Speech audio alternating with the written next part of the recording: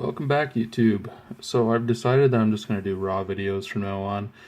YouTube's policies have been getting a little out of hand, and frankly, I'm just getting tired of trying to make videos, editing everything, and then making them as colorful as possible, only to have my video flagged for some minor copyright. So I'll just be doing raw video, and it's important for me to get this information out there. Like one of my acquaintances said, it'd be such a crime for me just to keep things buried and just keep it for myself. So I will proceed. I will continue. So this video will be about how physical appearance affects personality. Now, we're seeing a lot of personality changes between both sexes, well, humanity in general. So let's start right from the beginning. So in 1535, we had Henry VIII of England, who wore a beard himself to introduce the beer on tax on beards. Basically, what was found was physical appearance.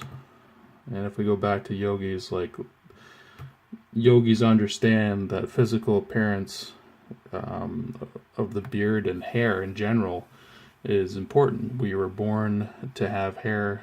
Our Creator designed us to have hair, and to alter its appearance, and to shape it, cut it, you're basically saying that you can make improvements on God's perfect creation, right? So that's why Jesus came down and he wore dreadlocks, regardless of what anybody says. He wore dreadlocks. He was black. He was a black man.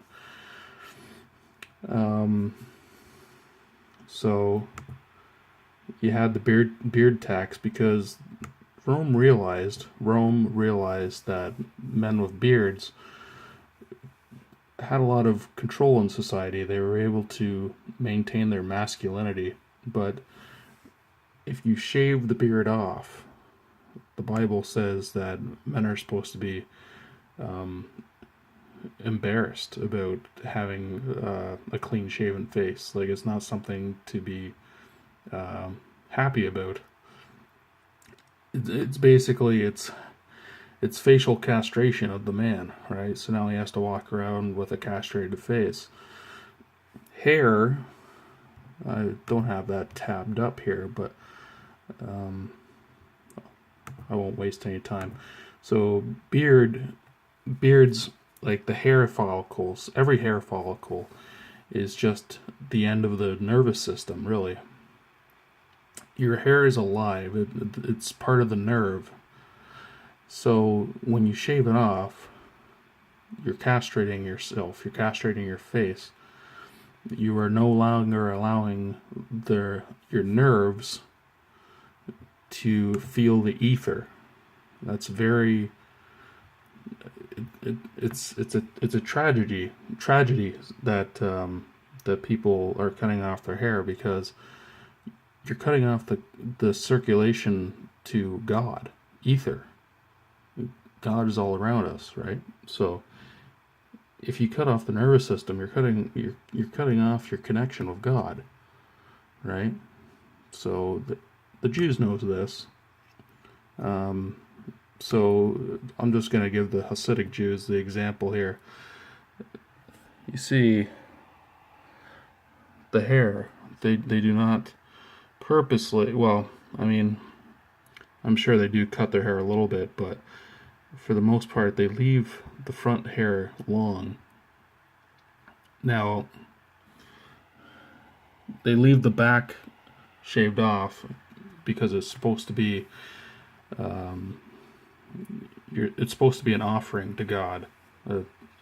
But these are converted Jews. They're not the original Israelites. So what they failed in their interpretation was that It's actually dreadlocks. You're supposed to be growing hair on the full part of your head and then sacrificing dreadlocks. So they cut off their full head of hair and they leave hair on their temples. Right? So temple, what does temple mean? It means the house of God. Right? So if you cut off the hair on your temples, you're cutting off the circulation to God. Right? So this haircut was very popular. Roman monks would have this type of haircut, right? And all this is just phallic worship. It's penis worship is what it is. Your head looks like the top of a penis.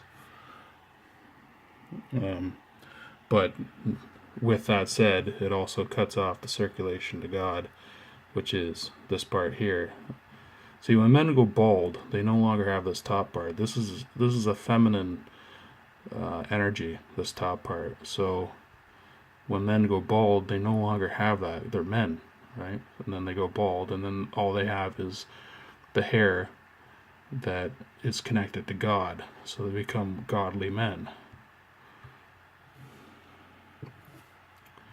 So this evolved, though. This haircut evolved into modern day. So rather than the mushroom cut, they're now just cutting off all the temple in the hair, right? So just cut off all the connection to God. See this? I mean, they're unconscious that they're even doing this. This one even has a cross on. They're unconscious of this, but this is exactly what they're doing. And all this makeup, it comes from Egypt, right? They're not helping themselves by wearing makeup, because makeup's a fraud. It's deception, right? Just like a man without a beard is deception. It's not his true face. That's true face right there. That is a true face. So whenever I see somebody that deliberately cuts off their hair, I'm just awake to all this. Anyways, later.